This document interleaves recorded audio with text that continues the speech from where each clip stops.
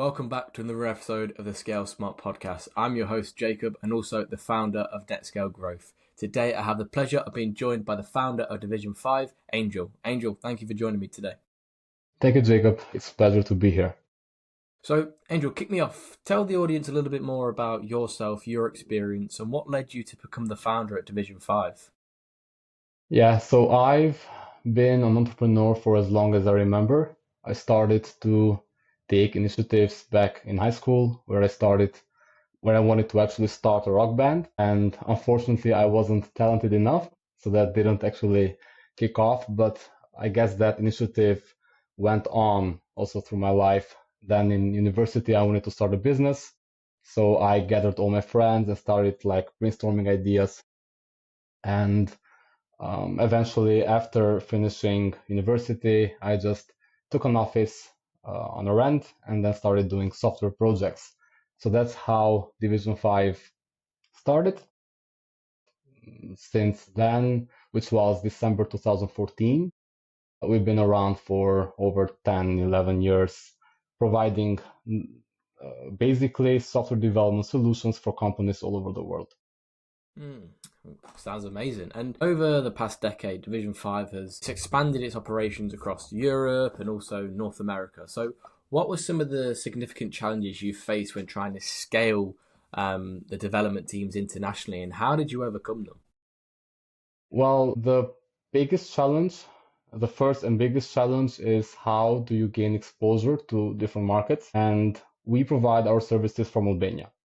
So Albania is quite far away. Many different countries don't actually know where we are located in the map, which is, of course, a problem. And the networks aren't really as big, right? So you would need to go and build connections and get to know new people so that you're able to get the first contracts going. So scaling up from Albania to going into different markets like Germany, for example, Italy, US, or Northern Europe is a challenge because you have to have contacts in all these different places. So what we did was we started off with Italy because it's very close and I speak the language. So it was very easy to actually start a relationship with people, especially in Italy where people are so heavily focused in speaking Italian. So they don't actually speak English. And that Italian skill of mine was very, very useful. And then when we saw the need of expanding further from Italy, we took advantage of a connection we had in Germany because we were part of this startup event back in 2015. And these guys were actually looking for a company like ours to partner with. And we were looking for someone in Germany to partner with. So back in 2019, we did this partnership investment deal with them. And that helped us gain exposure more in the German market. And then regarding other markets like United States or Northern Europe, in general, we do outbound marketing a lot. So we do social media a lot. We use LinkedIn very, very heavily to get those opportunities. And that's what helped us in getting those contracts. And I think over the past couple of years, and especially in the last couple of months as well, the software development industry is become quite highly competitive. So what strategies have you guys at Division 5 implemented to differentiate yourself and always make sure you're maintaining that competitive edge? Yeah, so there are so many companies that provide very similar services to us. So defining a USP or unique selling proposition is quite hard because you're competing with companies all over the world. There is so much competition coming from Eastern Europe, like companies located in countries like Romania, Ukraine, Kosovo as well, which is very close to us. That's definitely a huge competition. And then you can also go in countries like India, which is crazy, or Pakistan, and they provide quality and they also provide very cheap rates. So when it comes to these markets, there is such a high competition, but as usually happens when there are so many options, you can't actually find reliable options.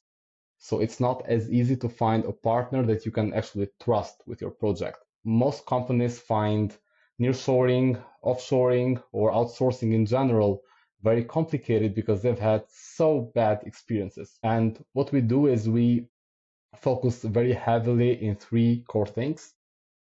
The most important thing for us is to be reliable. So that's what we always promise to our customers, and that's what we strive to do. The other thing is be transparent, because transparency builds trust. And in general, if you have a transparent relationship, then of course you have clear expectations and you know what you receive and what you'll get. And quality is the third one. So of course, quality is very, very important. If you are not able to provide a quality product or a quality service, then of course customers will leave you. If you stand by these three things, which honestly speaking, I believe are the basics of every service-based business, then you can absolutely scale and grow. And I think it like goes back to that old saying of quality over quantity. You could have 500 clients, but if you're not delivering quality services, then 500 clients are not really going to do anything.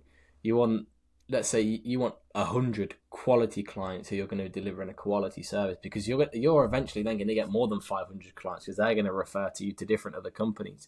So I think a lot of people get like stuck in the trap of like, we need as many clients as possible, we need to get as much money in the door, we need to get as many clients, but then they Yeah. realize that they're not actually delivering a quality service, and the actual execution of the project just drops. That's what I've heard and seen a lot, is people just try to bring on so many customers at once and they just can't handle it. And they only realize they can't handle it once they've took it all on, and then they have to deliver. Yeah, that's very complicated. To be honest, I think you have to go deep first and then go wide. So going deep means you start to cater or nurture those relationships as best as you can. So you provide the best service as you can. Once you have really got the basics down, once you are sure that your service is great, once you're sure that your customers are happy, then you can go wide. So you go and seek for more customers, because as you also said, if you start too early to go wide and you're not really stable in the service you provide, then of course you will falter somewhere and customers will be unhappy. So you will crash and burn. And now moving over to AI, I like to just get everybody's different perspective on it. I think it's transforming various different sectors, including software development. So how are you at Division 5 integrating AI into your services, and what impact do you foresee it having on your operations and just the industry as a whole? Yeah, so AI has increased the barriers of entry quite heavily for software development.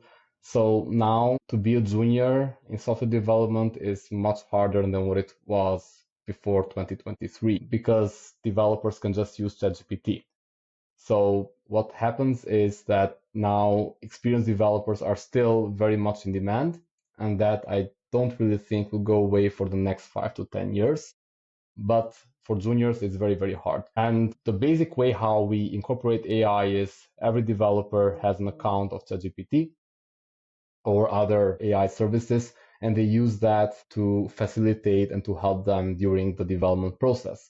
So that, of course, helps with the code in general and with the output in general, because it means that you're able to provide a quality solution for the customers. That's a basic thing that we do in terms of the service itself. Then we incorporate AI in almost every other process. So we use AI for marketing, for outbound marketing, for inbound marketing. We use AI for daily operations, for handling data, for managing data, for helping us categorizing information. Let's say right now AI is very useful assistant for Division 5. And where do you see the industry heading? Like, what are some of the things you can see coming up in the next couple of years? Yeah, so I've recently started playing with V0 over Cell. Not sure if you know of it. V0 is very similar to Lovable and other solutions which provide a fully built software only through AI. And I've been quite impressed, because with a simple prompt you can build a whole product. And no, it's not a product which you can go and take into the market just yet, because those AI solutions are not as polished as what they can be, but it helps you prototype very, very quickly.